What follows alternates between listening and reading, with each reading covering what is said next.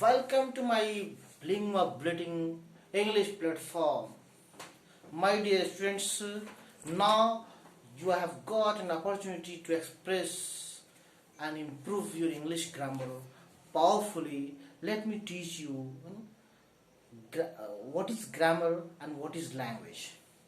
तो स्टूडेंट्स अब देखें, इंग्लिश इम्प्रूव करना अगर है तो आप किन किन स्टेप्स से गुजरेंगे, आइए मैं आपको ले चलता हूं वन बाय वन। सबसे पहले लैंग्वेज देखें। Language, what is a language? A source of communication through which we can express our feelings, through which we can express our thoughts, ideas and feelings is called language. For example, Hindi, Urdu and English etc. मेरा मतलब है कि वो आदान प्रदान का स्रोत जिसके जरिए हम अपने विचारों को और भावनाओं को व्यक्त कर सकते हैं, भाषा कहलाता है, लैंग्वेज कहलाता है। Now, as you have learnt about language, now let me teach you what is a literature. Literature means the printed material about a particular subject is called literature, or something in the written form is called literature. For example, stories, novels, fictions and dramas, and all types of writings, gadgets, essays, letters. So these all are parts of literature. But before we develop and improve our literature, we must develop and improve our language. And how can we develop it? We can develop it by reading grammar. Then now I'll teach you grammar step by step, so that you may come to a platform where you can speak fluently and you can write powerfully. Okay?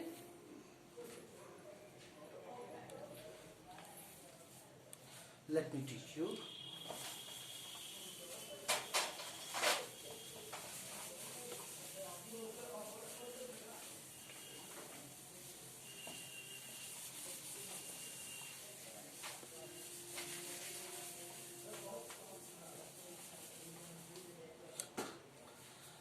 तो आइए, सबसे पहले मैं आपको grammar पढ़ने के लिए आपने noun, pronoun, adjective, verb, adverb, preposition, conjunction, interjection और अदर पार्ट्स ऑफ स्पीच देख लिया होगा।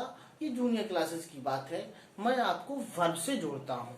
वर्ब क्या है, और आइए वर्ब से मैं आपको डायरेक्ट जोड़ता हूं। वर्ब मीन्स क्रिया। वर्ब मीन्स क्रिया। वर्ब के दो पार्ट, वर्ब के दो part, helping verb,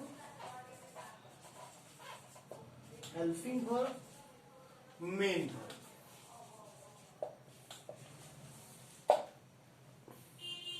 helping verb is also called auxiliary verb.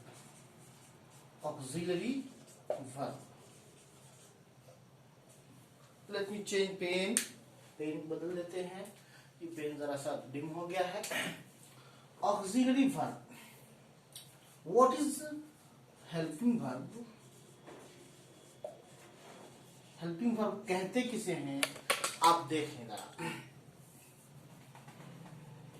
A verb that helps to change the mood, voice and meaning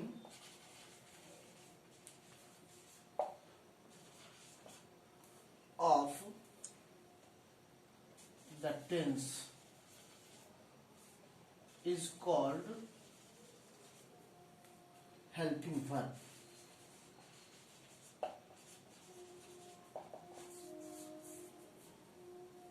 For example,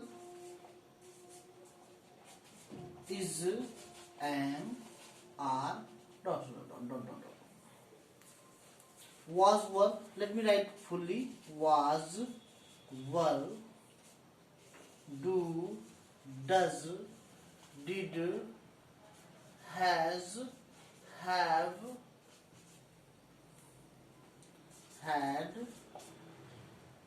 can, may, will, shall, can past tense could, may past tense might, will past tense would, shall past tense should, must, ought to, used to, need, dare, etc. देखिए helping verbs sentence में tense का mood, voice, meaning बदलने के लिए बहुत ही useful है। बगैर helping verb जाने आप समझ लीजिए टेंस पढ़ नहीं सकते, टाइम एंड टेंस को अच्छी तरह नहीं समझ सकते। तो आप जान ले कि हेल्पिंग वर्ब जो ना कितने total 24।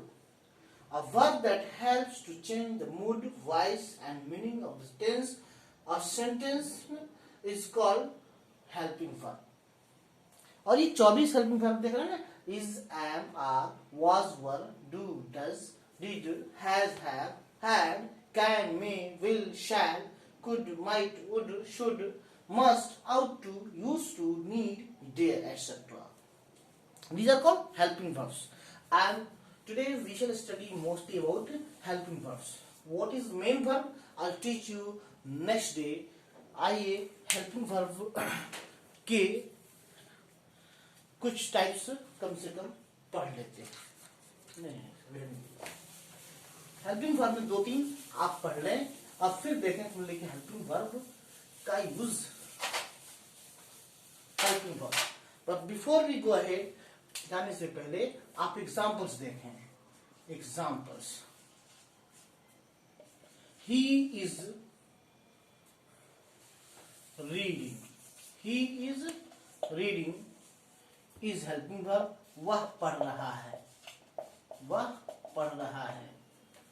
They can walk fast, वे तेज दौड़ सकते हैं, वे तेज दौड़ सकते हैं। Next you can say that I shall go home next day, मैं कल घर जाऊंगा, मैं कल घर जाऊंगा। shall, can, these all underlined words are helping verbs। आप देखेंगे कि इज से आप प्रेजेंट का पता चल रहा है, आपको प्रेजेंट का पता चल रहा है। कैन कैपेसिटी शो कर रहा है और वहीं विल और शैल फ्यूचर डिनोट कर रहा है। इस तरह से अलग अलग हेल्पिंग वर्ब अलग अलग माना और अर्थ दे रहे हैं। ओके, आइए मैं is am are, is am are, was verb, जिन्हें वर्ब टू बी भी कहते हैं, वर्ब टू बी कहा जाता है, इनके बारे में पढ़ते हैं। ठीक है, इज एम आर प्रेजेंट में इस्तेमाल किए जाते हैं, वाज वर्ब पास्ट में इस्तेमाल किए जाते हैं। Was verb in past, is am are in present. Verb to be means ये होने वाले वर्ब्स हैं, यानी किसी काम के होने या समझ लीजिए किसी आदमी के गुणवान होने या उसकी समझ लीजिए कोई परिस्थिति के होने का बोध कराते हैं। अब आप अगर प्रेजेंट पास्ट में लेंगे, जैसे they were good boys, they were good boys, वे अच्छे लड़के थे। यहाँ आप देखिए कि वर्ब ये एक प्लूरल वर्ब है, जबकि was सिंगुलर है और वर्ब प्लूरल। प्लूरल मीन्स बहुवचन के लिए एक से अधिक हो तो उनके लिए वर लगेगा और एक हो तो was लगेगा पास्ट में, है कि नहीं। वे अच्छे लड़के थे। अब यहाँ एक नोट है कि वर्ब जो है ना ये हेल्पिंग वर्ब है और इस सेंटेंस में ये अकेला है, तो यहाँ का ये मेन वर्ब भी कहा जाता है। मेन वर्ब है, वर्ब हेल्पिंग वर्ब रहते हुए भी main verb because it is alone in the sentence. बंद हो गया था, हाँ, because it is alone in the sentence. वैसे is am are is he is a teacher, they are students, I am